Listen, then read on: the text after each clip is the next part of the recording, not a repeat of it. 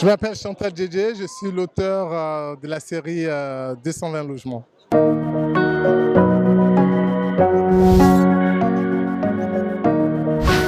Mais cette histoire est née parce que moi, je n'ai pas grandi en Côte d'Ivoire, donc je n'ai pas vécu les années 90 ici.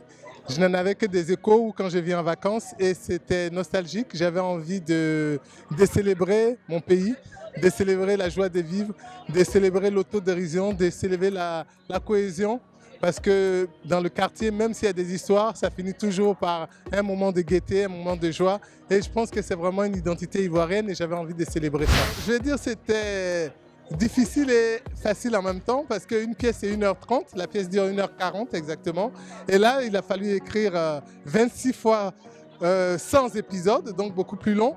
Par contre, ça m'a permis de pouvoir traiter des sujets que je n'avais pas pu traiter dans la pièce parce que la pièce, on réduit vachement.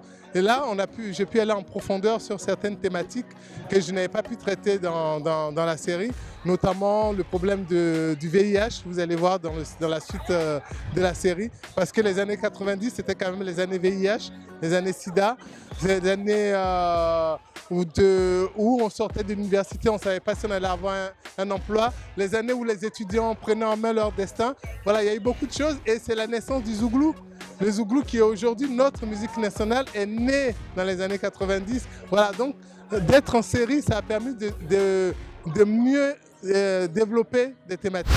Mais le message clé que j'aimerais faire passer, c'est de dire à ceux qui ont vécu cette époque et à ceux qui ne l'ont pas vécu et qui vivent maintenant, de leur dire qu'on a un magnifique pays. On a un magnifique pays avec des gens magnifiques, on s'aime. Donc, construisons ça. Continuons à travailler cette cohésion et c'est vraiment le message que j'ai envie de passer parce que c'est un pays magnifique.